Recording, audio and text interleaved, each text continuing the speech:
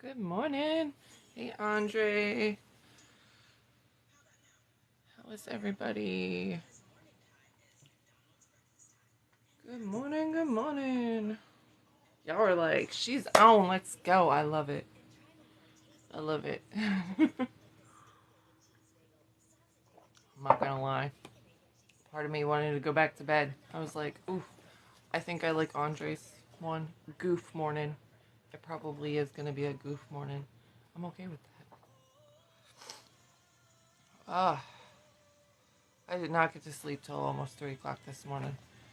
And then back up at 6. Y'all, that's tiring. Let's see, how big is today's chapter? We're in chapter 7, by the way. This is a good sized one. How's everybody doing this morning? You got your coffee? Yeah, chapter 8 is big too, so. Educate me. Sure gonna try. We're all in this together. We're all learning together. Good morning, Lindsay. Thank you for the follow. Garbage truck's coming back through.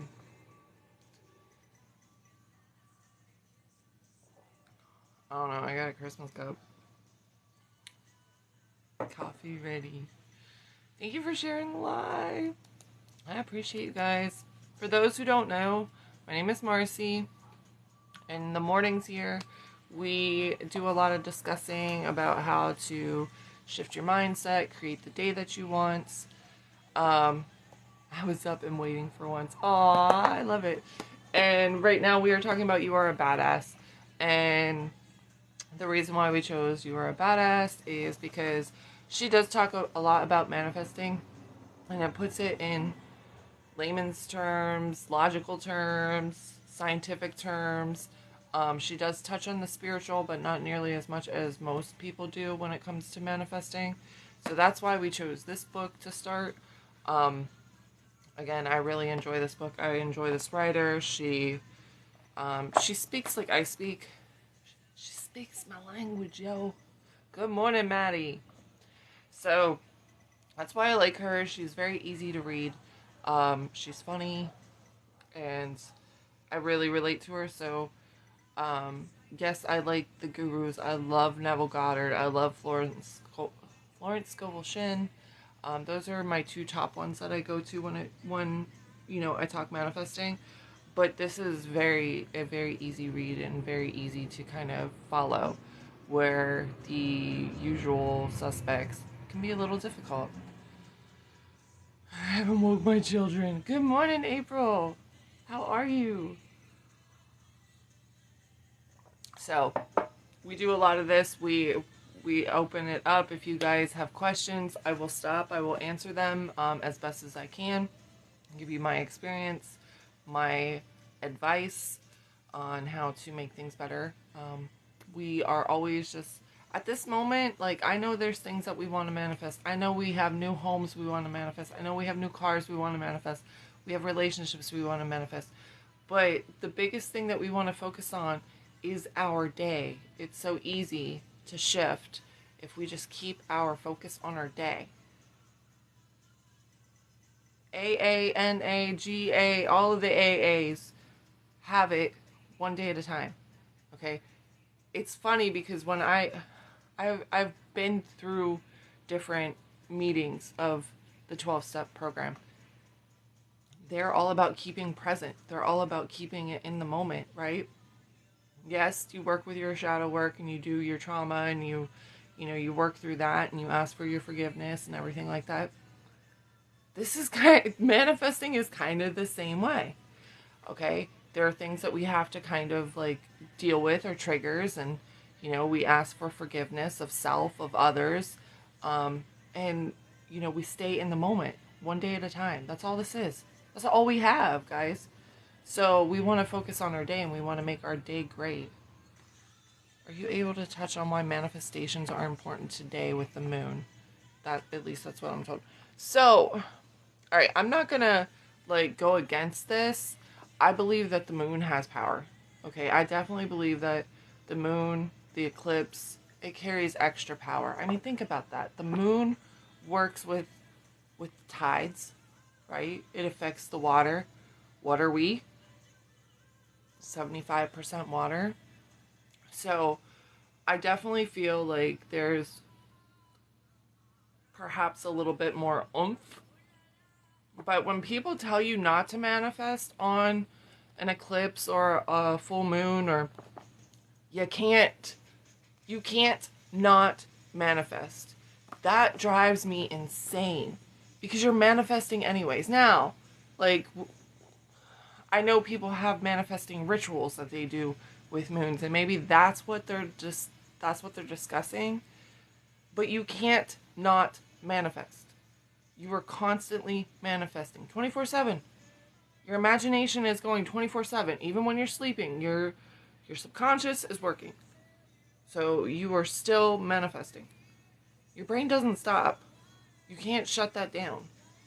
So, again, I don't want to get too much into like an argument about that, but I do believe that the moon and different things carry more oomph. No, no, no. No, no, no. You weren't told wrong. It's just I think people put too much emphasis on, oh, you should always be manifesting with moon. You're always manifesting anyways. I guess that's my thing. It's not your thing. It's my thing. Because to me, again, as you can see, you guys are always manifesting. So, can you do certain things in order to push it forward? Sure. Yeah, and the moon magic will help you. I think that's where that comes from. Good morning, sister. How are you? So, but I've actually seen videos. I want to say when the eclipse season started, like back in May, late April, early May, I was seeing videos with certain eclipses. They're like, don't manifest today. This is not the time. And I'm like, you can't not manifest, right? But perhaps they're speaking of the rituals that most people do. You're great. Yay. I love hearing that. So that's, like I said, that's just my thing. It's one of my pet peeves when people are like, don't manifest today. This is not the day to manifest. You can't avoid it. If your mind is going, if your brain is working, you are manifesting. So that's okay. That's my TED talk for the day. I promise. Well, I can't promise. I take that back. I can't promise that. Some people say don't manifest during a retrograde. Again, you can't stop. Yeah, well, and because a lot of people focus on, like, I feel, again, my opinion, I feel people are focusing on certain manifestations. But again, when you're aware, you see you're manifesting all the time. You're welcome.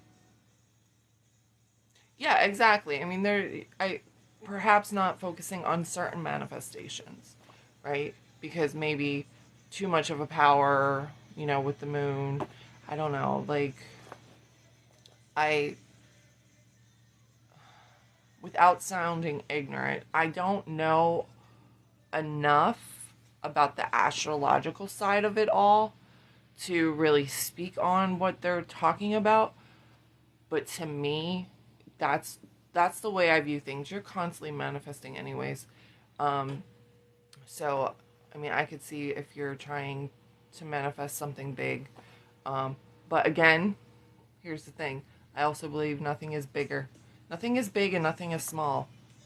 You're bigger than everything, okay? Because you are part of Source. So therefore, there's nothing bigger than you. And therefore, nothing is more difficult. Nothing is more hard, right? You can have everything you want. And it's just a matter of you, accepting it and believing it. So, that's my TED Talk for now. Because I'm sure I'll get back on my soapbox later. Y'all know how I roll. But Oh my goodness. So yeah, so today we are on chapter 7. Chapter 7. Almost getting close to halfway through. And this chapter, it's a Marci talk. Yes. Yes. Y'all, if y'all were not in my live last night, like, it got funny towards the end. It was a good time. Y'all made me laugh so hard. I loved it. I mean, y'all make me laugh almost every day anyways, but I mean, trying to covertly explain to Trent what it meant when I said that Willow was in heat. People talking about videos. Oh my gosh, April, I wish you didn't have to work 12-hour shift today and you could have stayed on. You would have had a great time. It was fun. It was fun. So, and that's the vibe I love in that room. When we're all just freaking laughing our butts off. So, that's all right. Soon enough, April. You're gonna be able to be in there work, and playing and working at home or whatever it is you want to do. All right. All right. So this chapter is titled "I Know You Are, but What Am I?" I know you are, but what am I? Pee Wee Herman. I know you are, but what am I? I'm not offended by all the dumb blonde jokes because I'm not dumb. I'm also not a blonde.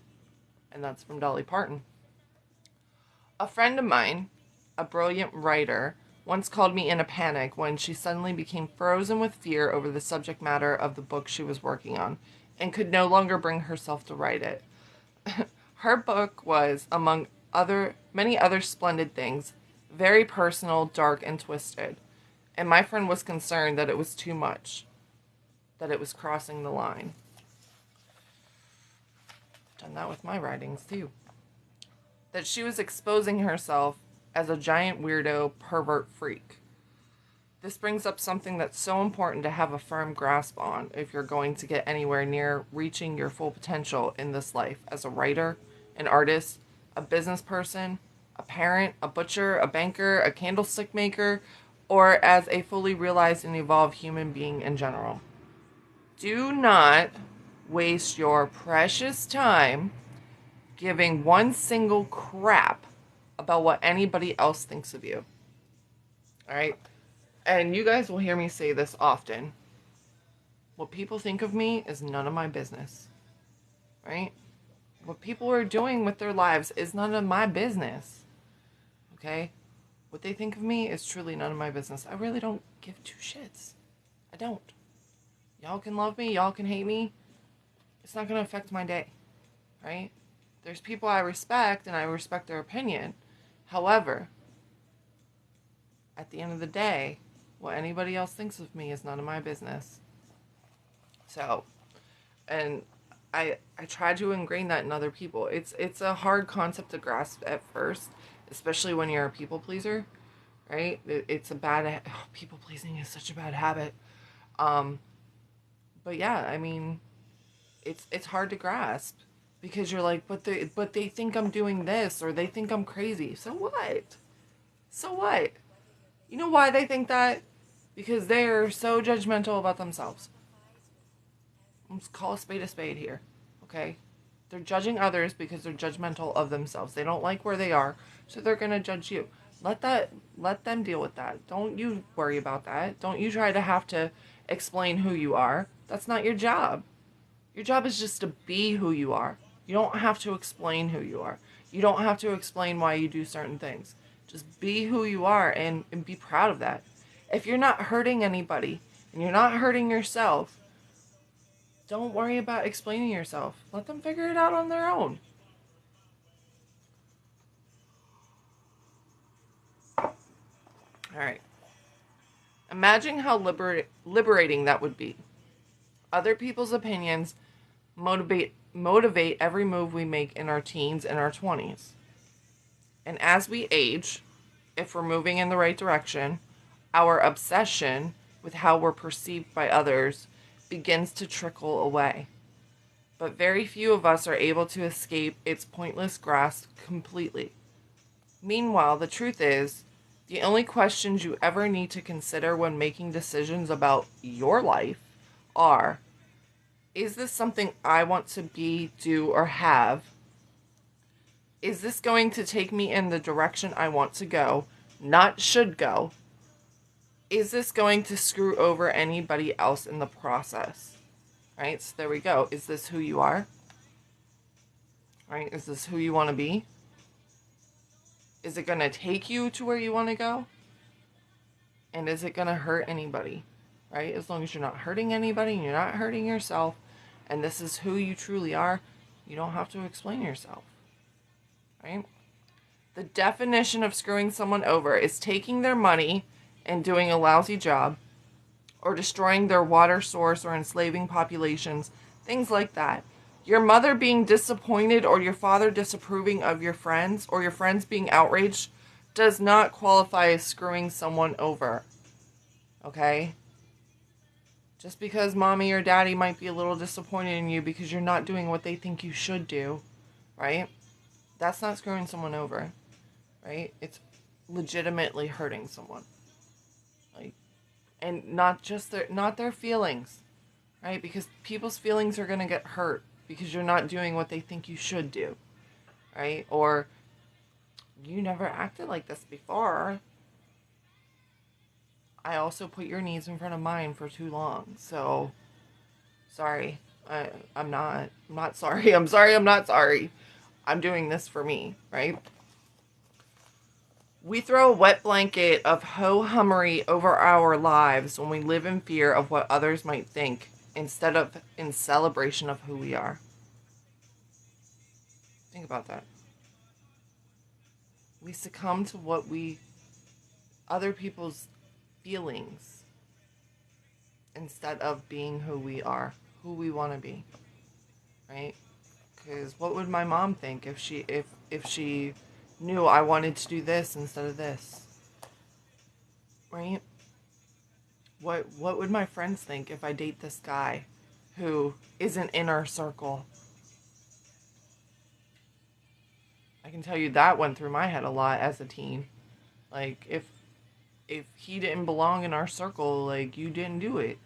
Now, mind you, I was in many different circles, but I always worried, what would people think? Right? I broke up with guys just because, what would people think? Or I told guys no because what would my friends think? Right? So, I put a lot of my life, especially in my teenage years, in my 20s, based upon what other people would think. I wasted a lot of time, right? I went to college to become an air traffic controller because that's what my brother told me I should do. It was an opportunity. It didn't work out. The universe was like, not happening. Right? Many different things. That's for another day. But, like, I did a lot of things because people told me that's what I should do. And I wasted a lot of time instead of following my own path, my own intuition. And that's time you don't get back. Right? I mean, I learned things. I don't remember them, but I learned things. I had to draw a whole jetway, map of a jetway. But, it was an experience. I'm glad I did it, but, like, I could have used that time for something else. I could have not been wasting my time living in Long Island at the time. There's a lot of things I could have done. But, anyways, I digress. So, remember, if it's not who you feel, it's who you are. You don't have to do it, right? Don't do it because your mom told you you should, right? You should become a lawyer. That's a lot of time invested if you really don't want to do it. It's a lot of money invested if it's really not what you want to be, right? So we have to be aware. Does this line up with who I feel I am? Right? Is this something that I feel is right for me?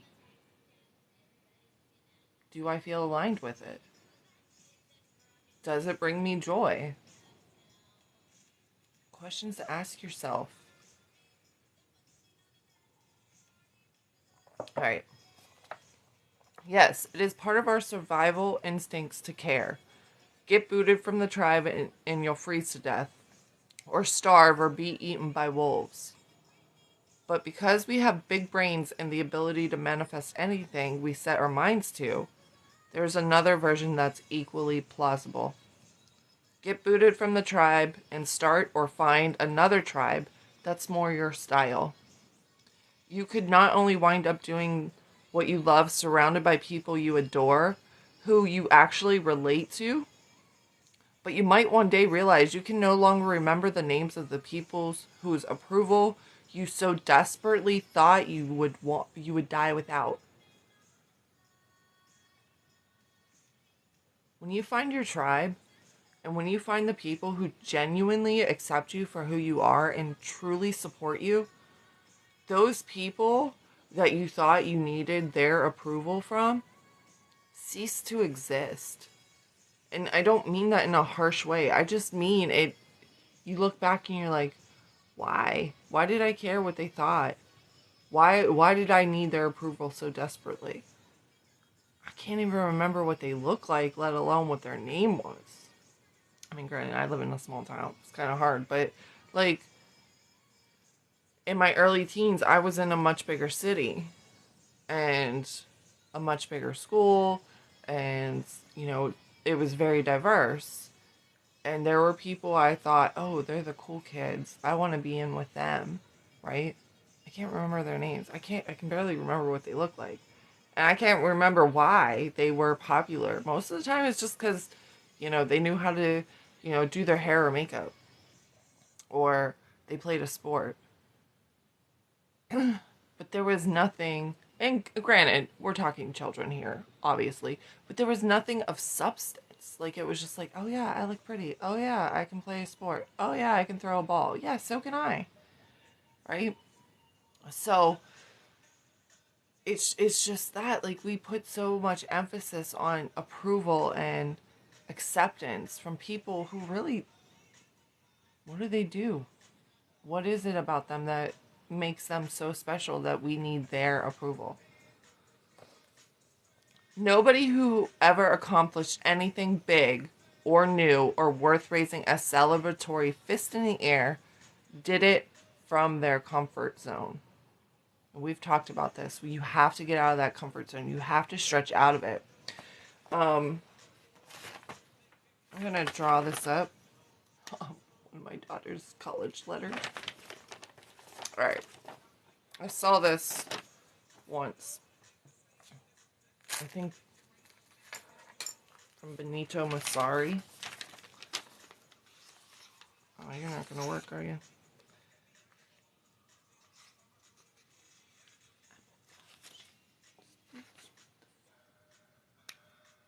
Just to give you guys a visual. Does this work? Yeah. Alright, so here's our comfort zone.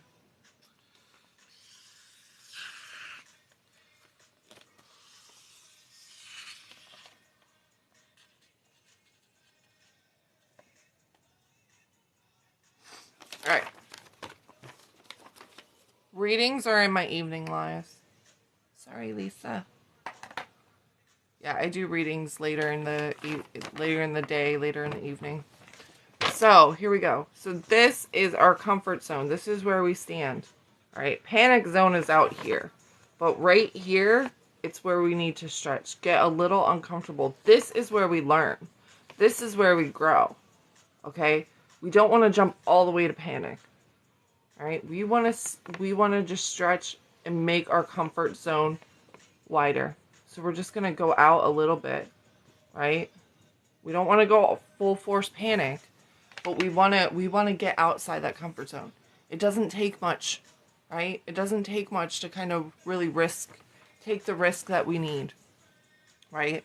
So don't be afraid to stretch, even just a little bit. It's going to stretch that comfort zone, and it's going to make you expand. And it's going to make you, really do something different and create that jump, that leap of faith that you need. But we don't want to go full force panic. We just want to go a little bit out. We want to stretch it out and stretch it out and stretch it out. That's where the growth happens. It doesn't happen within the comfort zone because you already have that circle established.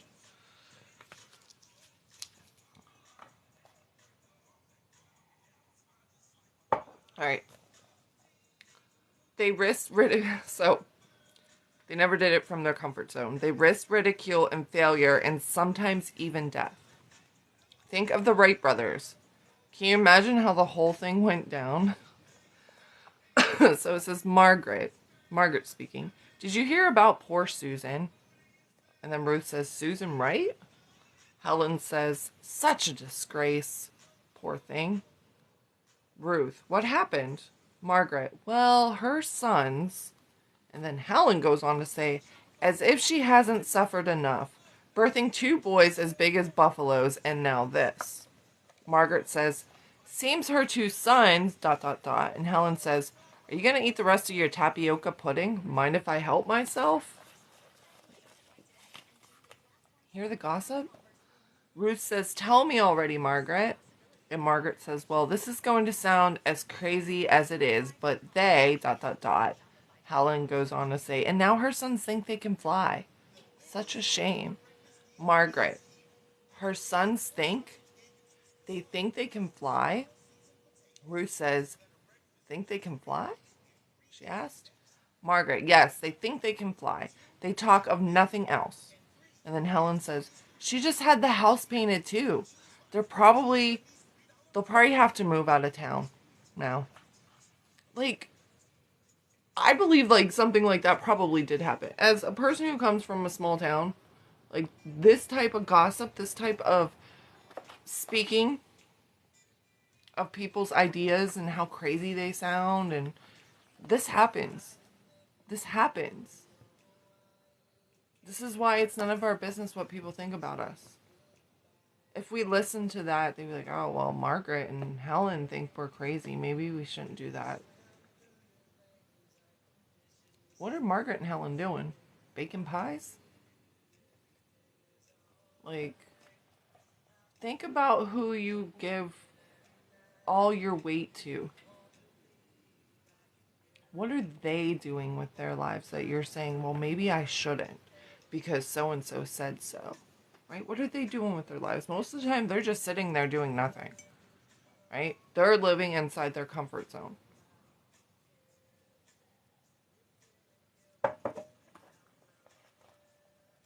Once you step away from the herd and let your true self shine, you'll probably find yourself in front of the opinion firing squad, especially if what you want to do is extraordinary and outside everyone's comfort zones, which is why so many people run screaming from the lives they'd so love to live, merely allowing yourself to be seen in a risk.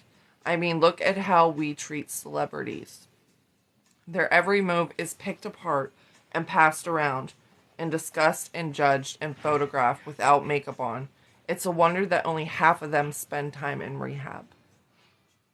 You are responsible for what you say and do. You are not responsible for whether or not people freak out about it. Right? We don't control people's feelings. We don't control their emotions. We don't control their reactions. The reactions are their realities. Their reactions are their triggers. That's their work to work on, not ours. 2 people can walk out of the same movie, one person clinging to the walls, bloodshot and devastated. Thanks, babe. Thank you.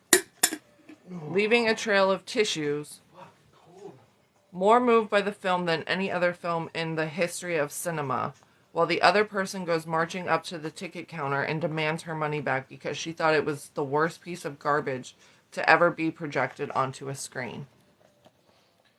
One movie, 2 different experiences. Why? Because it's not about the movie. It's about the movie goers. You have the same experience. I love it. You hate it. It's not about the experience. It's about us. It's about how we experienced it. It's not about what happened. It's about how we experienced it. What other people think about you has nothing to do with you and everything to do with them. The trick is not only deny the criticism any power over you, but even more challenging, to not get caught up in the praise. There's nothing wrong with blushingly accepting a compliment, but if you find yourself always seeking outside approval that you're good enough or cool enough or talented enough or worthy enough, you're screwed, right? We talk about this, right? Take the compliment, our perspective, yes. Take the compliment, say thank you, right? But if you are genuinely like constantly talking about your accomplishments in order to receive that compliment, you're not confident in yourself. You're seeking outside validation. Don't do that. Don't. That's putting all your weight again on others. That's putting all your weight on their opinions, right? You know your worth. You know who you are. You know that you do incredible things. You don't need people to sit there and say, oh my gosh, that's so amazing, right? And you see this on TikTok. Like, people are like, oh, you have to videotape yourself helping a homeless person. And I don't think people do that to get clout or to get recognition. Like, I think a lot of people do it for awareness about what truly is going on. But there are people who do things like that. But look at that. People who are like, oh, you're doing this for recognition.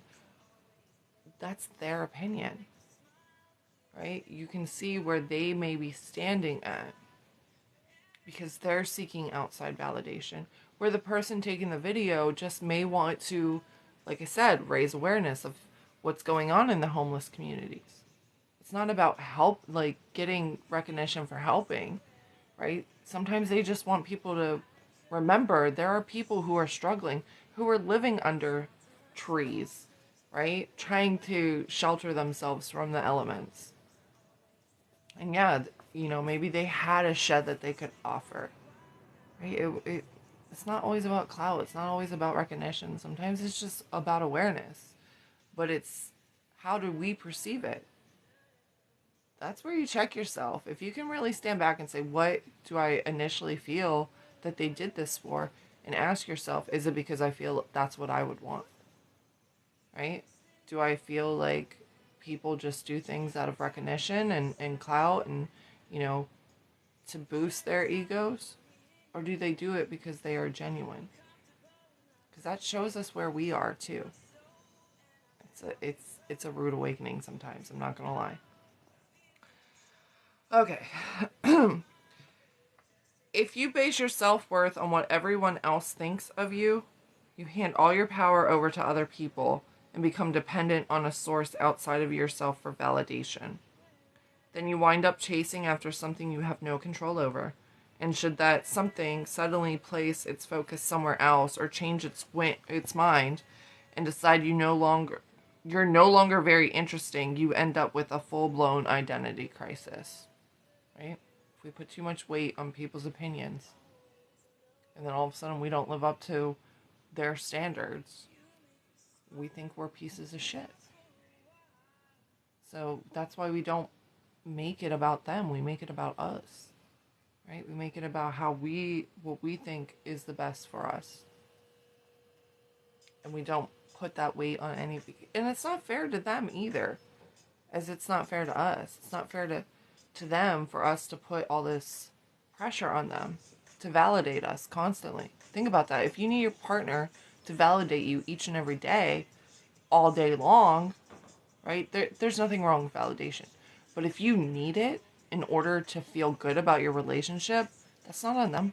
And that's not fair to them. You need to bring it back to you. TikTok wants to mess with my connection again. Okay. All that matters is what's true for you. And if you can stay connected to that without straying, you'll be a mighty superhero. Everything else is just other people's perception of reality. And that is none of your business. So how can you truly not care what other people think and be your most powerful self? Ask yourself why. Why are you about to say or do something? Is it to be liked? To put someone down because you feel insecure? To get someone back because they made a fat joke about your mother? Or is it coming from a place of strength and truth? Are you doing it because it'll be fun? Because you feel called to do it? Because it'll change someone's life in a positive, martyr-free way? Pay attention to your motivations and be honest. Practice coming from a place of integrity and you will be victorious. Number 2, always do your best. There's no faster way to fall prey to outside input than when you're feeling insecure. And there's no better way to feel insecure than knowing you half-ass something or you don't really believe in what you're doing. No matter what it is, raising your prices or raising your children, if you do the absolute best you possibly can and come from a place of integrity, then you can be proud of yourself and not give a damn what anyone else thinks. Number 3, trust your intuition. Birds use their intuition to navigate their way to breeding grounds halfway around the world. Deer and rabbits and other prey-type beasts use their intuition to avoid running into predators. The average human, on the other hand, will take the advice of their drunk before noon neighbor across the street instead of doing what deep down we know is best. How many times have your thoughts in hindsight, I knew I should have listened to my gut? There's been so many times I'm like, I knew better. I knew I shouldn't have done that. Or I knew I should have taken that risk. You have an incredible inner guidance tool that you can use whenever you need it. Tell everyone to shut up and go away. Get quiet. Give yourself room to feel and think, right? I say this all the time. Go in a quiet space. Be still and know. I am. Right? We talk about that a lot in my lives. This is what she's talking about. You have the answers inside of you. Practice sharpening your intuition. Take the time to strengthen your connection to source energy and trust that you know what's best for you. The more centered and tuned in you are, the mightier you will be. Look for tips on how to do this later in the book. Number 4, find a temporary role model. Find a mentor or a hero or a role model. Get clear on why this person is impressive and inspiring to you. And when faced with a challenge that leaves you guessing how to react, ask yourself, what would my hero do? Not caring what others think is a muscle that can take some time to build up. So use this trick while you're still getting strong. And before you know it, you'll be able to ditch your hero and start asking yourself, what would I do? All right, last part. Love yourself, no matter what anyone else thinks. Important note about outside opinions. While you are unauthorized to base your self-worth on what other people think, it doesn't mean you should miss out on the opportunity to benefit from outside input altogether, especially input from those who know you well. There is such a thing as constructive criticism and constructive complimenting. But whether or not they are constructive depends on you. For example, if people have been telling you for years that you're a hothead, that they feel like they can't be open with you because the second you disagree with them, you blow up in their faces, ask yourself, is this true? And be honest. Can I use this information to better myself and the lives of others? If the answer is yes, commit to making the necessary changes. If the answer is no, let it go. Same goes for compliments. If people constantly tell you you're a good listener, ask yourself, is this compliment true for me? Can I use this information to better myself and the lives of others? Again, if the answer is yes, figure out how to capitalize on it. If the answer is no, let it go. Sometimes it's easier for other people to see what we can't see ourselves. So if they can help us connect with our truths and live happier, more authentic lives, then it's worth taking the time to listen. It still ultimately comes down to what's true for you, however. So the more connected to your inner truth you are, the easier it will be to use outside opinions to your advantage rather than let them rule your life. Right? So today, this is truly asking us those questions like, is this who I am? Does this line up with who I feel I genuinely am? Am I putting too much weight on other people's opinions? You know, what do people say about me? What's the compliments I get? Is it true? Is this something I can strengthen, or do I need to let this go? Right? Is this for my better good? Ask yourself these questions. What do people say about you is good? Are you a good listener? Do you give great advice? Do you work well with your hands? Do you create things? Do you paint? Do you ask yourselves what people say about you to you that are your strengths? What do they say are your weaknesses? Right? What do they say that you can work on? And this is only for your own benefit, guys. We're not putting the weight on these other people and defining who we are. But it is good to kind of take those little tidbits to see, can we expand? Can we explore this? Can we really make ourselves a better person if we focus on this? I mean, I know at times my husband will tell you I can get defensive. I can get I can get pretty hot-headed as well, right? Sometimes I need to take a step back and say, okay, am I just getting too defensive? And why?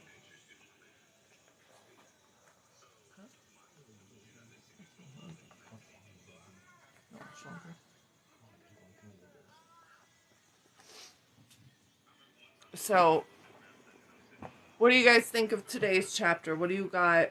Any questions? Can you see where sometimes we've put our definition of ourselves on other people or our worth onto other people? Our strengths? I know there have been many times, especially growing up, where my oldest brother would always be like, oh, you should do this, you should do that, you would be really good at this.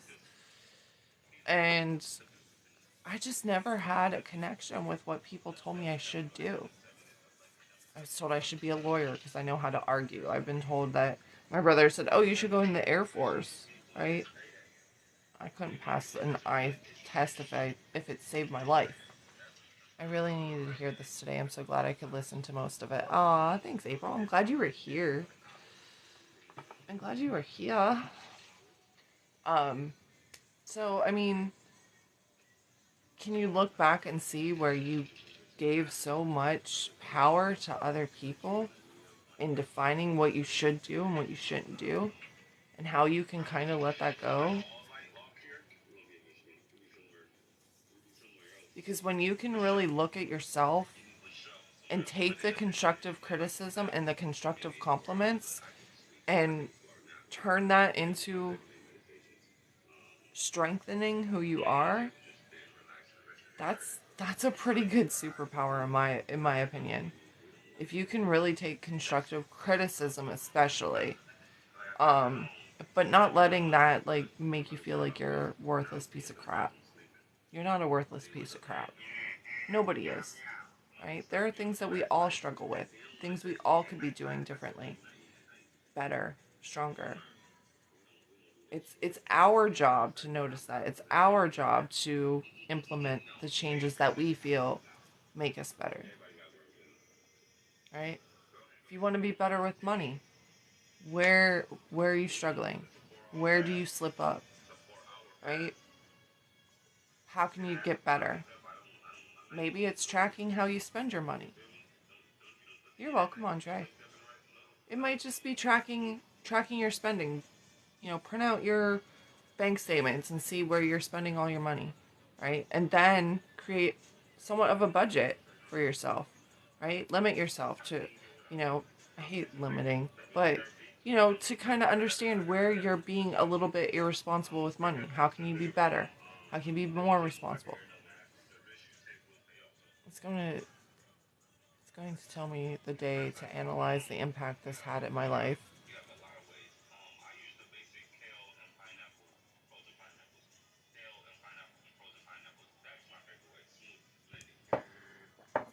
Is that MJ? Yeah, this is something different. This is for somebody else. That's hair syndrome. It's going to take me the day to analyze. Every time I come in and breathe on the Leo shit, bad, heavy. And that's okay. It's okay to kind of take the day and analyze different things about this. Um, it's always good. It's always good at the end of each day, even, right?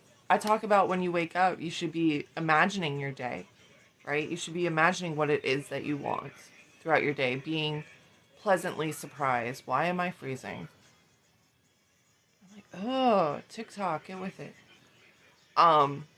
We talk about imagining what we want for a day. Well, at the end of your day, you can go back and you can review it and you can change it. You can revise it. I talk a lot about revision. But how would you have liked your day to be different? Seriously, TikTok. This freezing thing needs to go.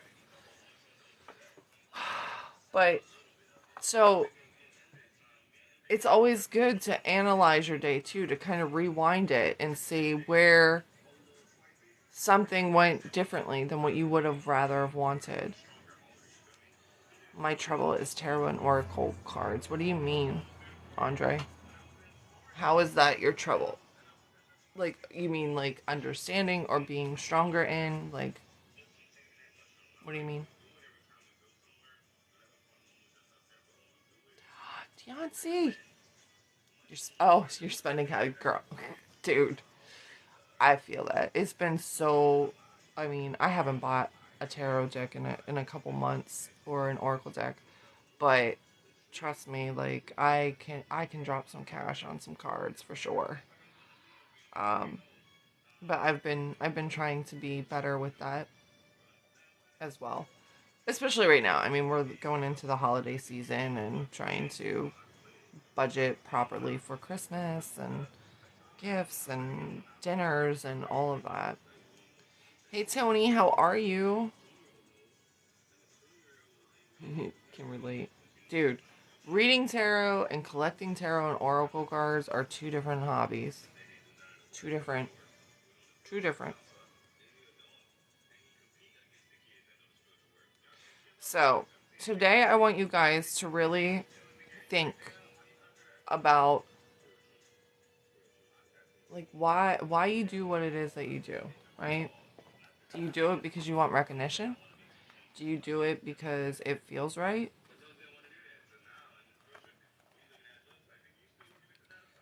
How much weight do you put in people's opinions of you? I'm good. Just happy to know I'm finally on the right path. Aw, absolutely. We manifest for that too. That's what we talk about in the mornings. I'm not going to be on here much longer though, guys, just so you know. Um, this is a little bit of a short live today. But that's what we want to do here. We want to learn a little bit more about how we can manifest without having to do all this work, without having to put too much effort in, because honestly, manifestation comes from our imagination, right? But we have to see what's blocking us. We have to be aware of that. We have to be aware, are we taking in other people's opinions? How can I manifest her without taking free will? Okay. So I always tell people to manifest the relationship you want and to let the right person fill that role. Okay? Imagine her happy, imagine her secure, imagine her content, right? But at the end of the day, what's the relationship that you want? Who are you? Right? How do you feel? How do you act? Right? How do you treat your partner? How do you feel about the way your partner treats you?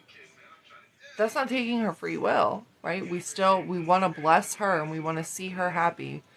And if it's with you, great. If it's not, that's okay too, because the right person will come in and fill that role. Sometimes we get too fixated on the who instead of the what. We don't want to put that pressure on us or the universe, right? Your higher self, God, whatever it is that you speak of, right? We want to allow the right person to fill that role. And one thing that you can do, Florence Scovel Shinn uses this in her book. If so we'll say, if Melissa is not my divine counterpart, or if Melissa is my divine counterpart, um, you know, I'll have to look up the exact quote. Um, if she is my divine counterpart, then I cannot lose her. That's what it is. If she is my divine counterpart, I cannot lose her. But if she is not, then I receive her equivalent or better. Okay? So that's one of those affirmations that you can use to kind of stop putting the pressure on it being her and nobody else. Because when we say it's either her or nobody, guess what? Universe might be like, well, you ain't getting her, so I guess it's nobody for you. Right? We don't want to put, it's not up to us to determine how it happens. And sometimes the who, right? Because we get so fixated that we think we know what's best for us. And the universe is like, right? So I'm not saying it's not her, but I'm saying, like, leave it open. Let her have her free will. But when we can imagine the relationship that we truly desire, the right person who can fill that role will come in. And it could be her or it could be somebody better. You might be keeping your expectations low. And the universe knows this. I don't have my cards. I don't do cards in the morning. I don't do yes no questions in the morning. That's all in the evening. I'm sorry.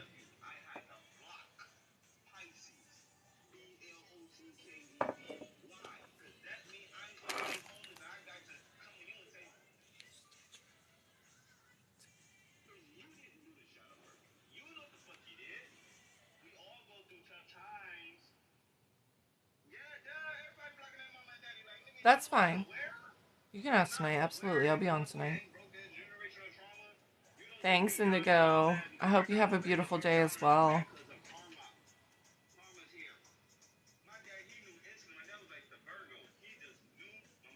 I have to get to work and do something. Have a fantastic day, Tony. Does anybody else have any questions or anything they want to discuss?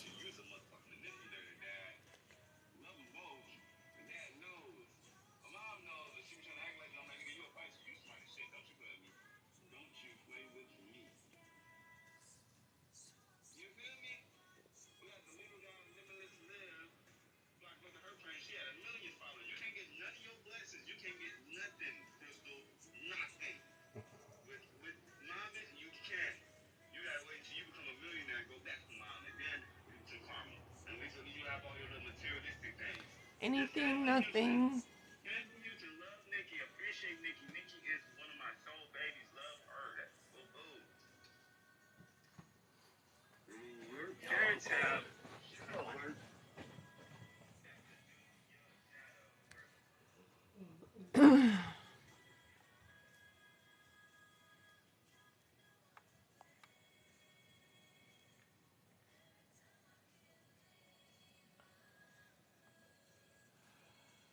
All right, guys. Well, I'm going to leave our live there tomorrow. What is tomorrow? Tomorrow's chapter is, what are you doing here?